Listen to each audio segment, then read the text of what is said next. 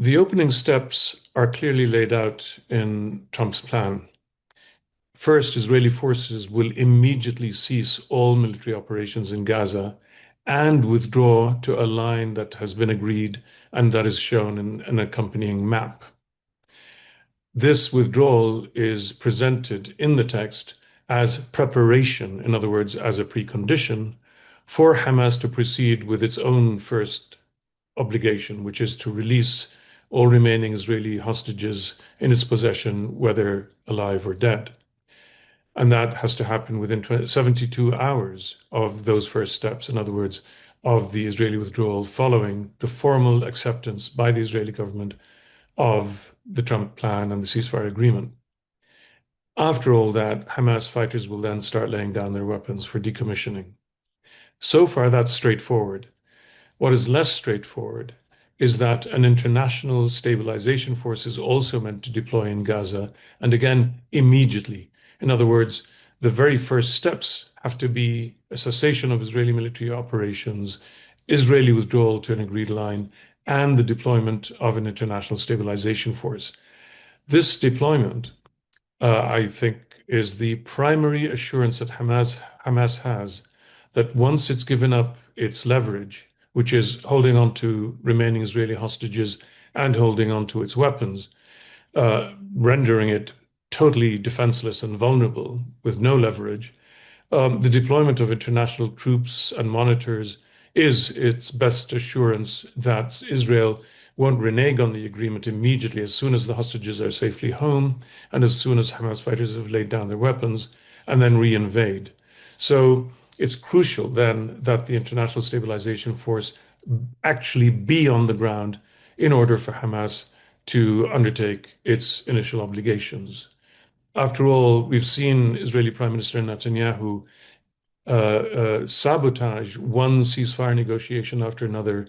And indeed, earlier this year, he unilaterally abrogated the ceasefire agreement that had been brokered also by President Trump in January, and that had been pretty successful in terms of increasing humanitarian aid flows to the besieged population of Gaza and, stopping the slaughter.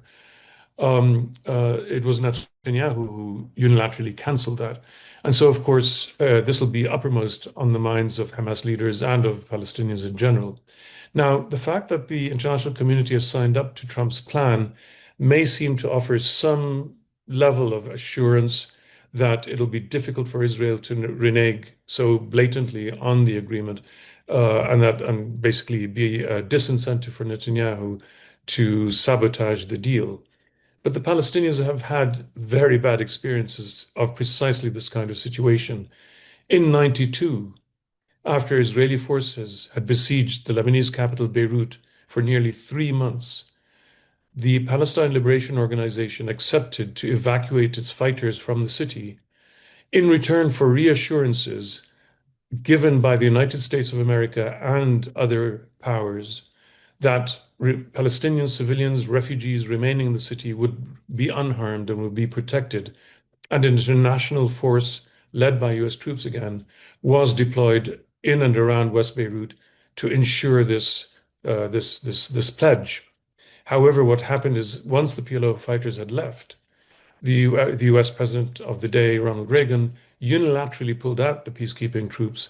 And what followed was the assassination of the newly elected Lebanese president by a Syrian-backed militia. But most critically, what happened was that the Israeli army then invaded West Beirut, despite the assurances and the pledges, and surrounded the refugee camps of Sabra and Shatila, bussed in right-wing Lebanese militiamen, who then proceeded over several days to massacre anywhere between 800 and 2,000 unarmed, defenseless Palestinian refugees.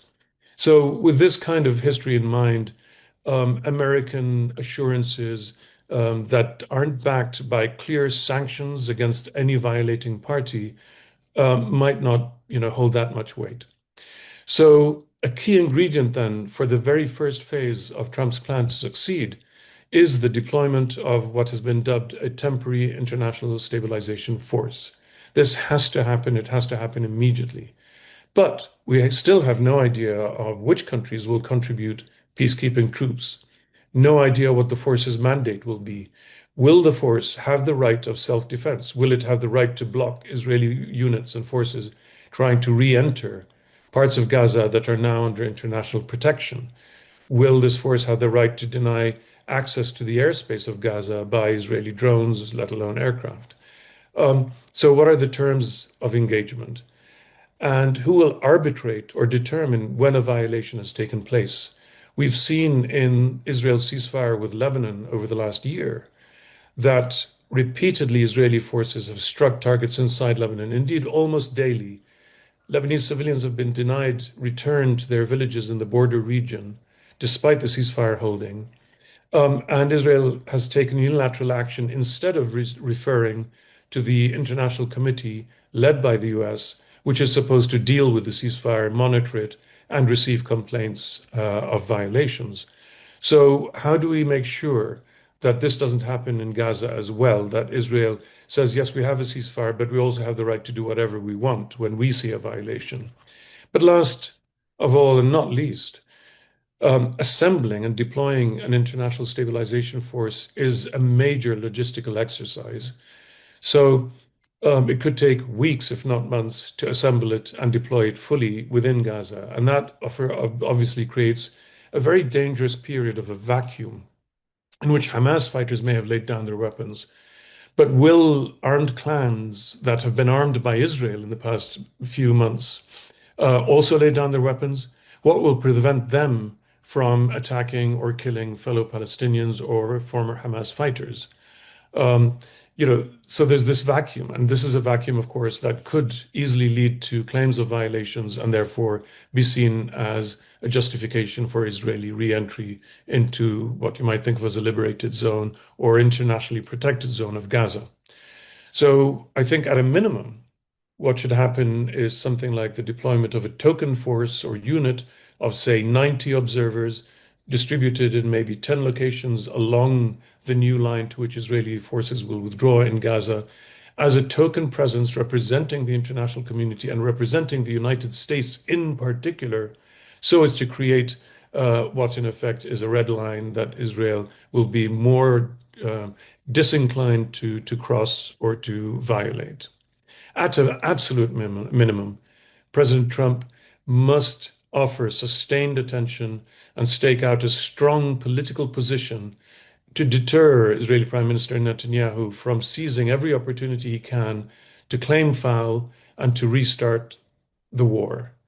And so basically, President Trump has to invest what is needed in the first phase to ensure that his own plan reaches the second phase.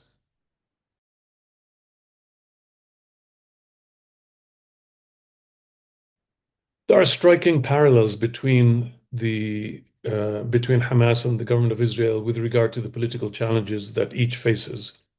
Both are fighting for political survival, both leaderships, and both run clear risks if and when the fighting really stops.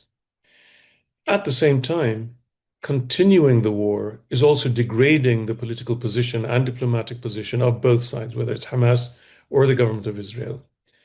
However, interestingly, accepting an end to the war on the terms contained in Trump's plan presents political challenges to the domestic standing and long-term survival of both the Hamas leadership and of Netanyahu in particular and his far-right coalition.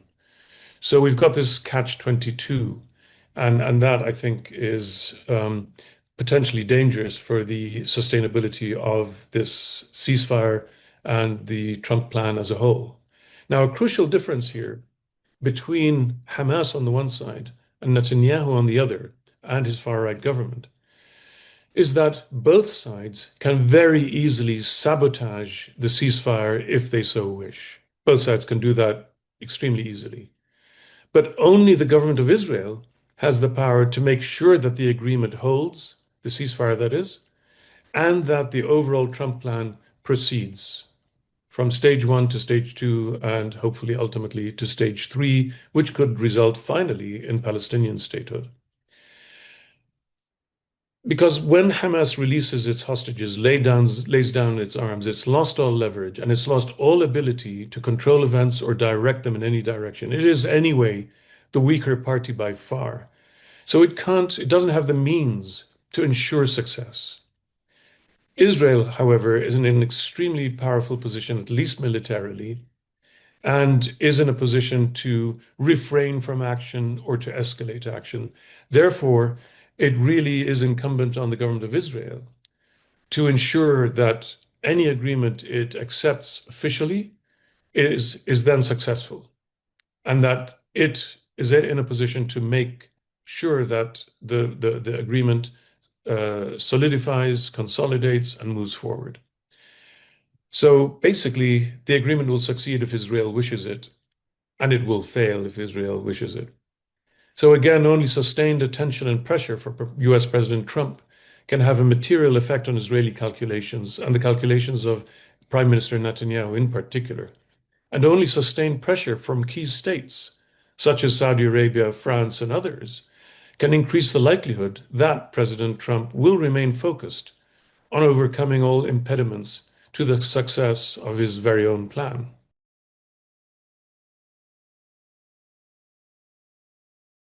Whether intentionally or not, Trump's plan opens up an intriguing possibility for a significant shift in political dynamics. First, deployment of an international stabilization force in Gaza will significantly impede Israel's freedom of military action there. That's very significant. Establishment of the proposed international transitional body, the Board of Peace, places Gaza under a form of international trusteeship, further removing Gaza from Israeli control. That too is significant. Both the preceding measures, moreover, are linked to the physical reconstruction of Gaza, the rebuilding of homes and businesses and so on, and the economic revival and development of Gaza, to which Trump's plan devotes considerable space and emphasis. But this, of course, necessarily requires much greater access for Gaza to the outside world, to external markets, if not completely free access. And this is something, in terms of the security risks that this might pose for Israel, that the International Security or Stabilization Force it will be in a position to monitor and ensure, whether this is through land transit or through sea transit. Now, international protection and governance, as described in the plan, are also described as temporary. But the overall result of Trump's proposals is nonetheless to take Gaza out of the matrix of Israeli control that has lasted in one form or another for 58 years since Israel occupied the Gaza Strip in 1967. That is fairly unprecedented. There's an interesting analogy here. In 1956, Israel also occupied the whole Gaza Strip as part of its joint invasion of Egypt alongside Great Britain and France. Under severe pressure from US President Eisenhower, who also happened to be a Republican, Israel withdrew and handed control of Gaza back to an Egyptian military administration. This time, however, the outcome, I think, will be fundamentally different if this agreement survives and reaches the actual deployment of an international security force and of international governance.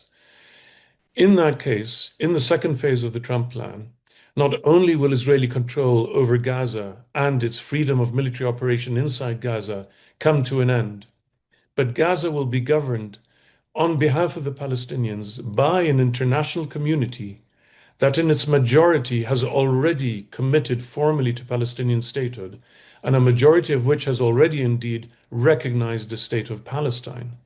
This is unprecedented. This is a whole different ballgame from 1956.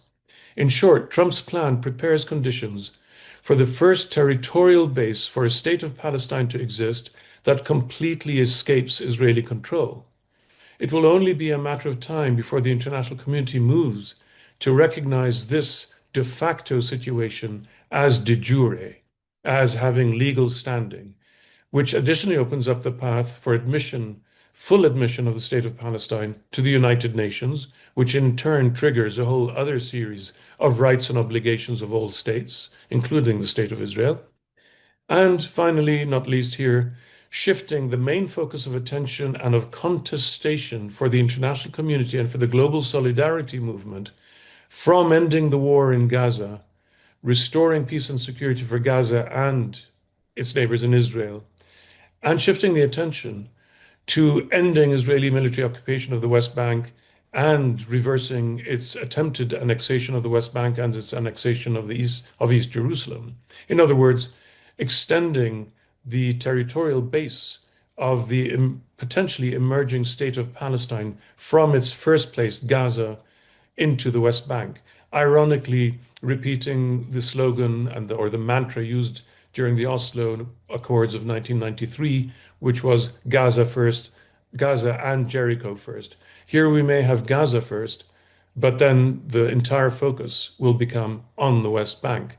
Now, it is precisely because of this potential, finally, that I think Prime Minister Netanyahu has already threatened to prevent Palestinian statehood forcibly.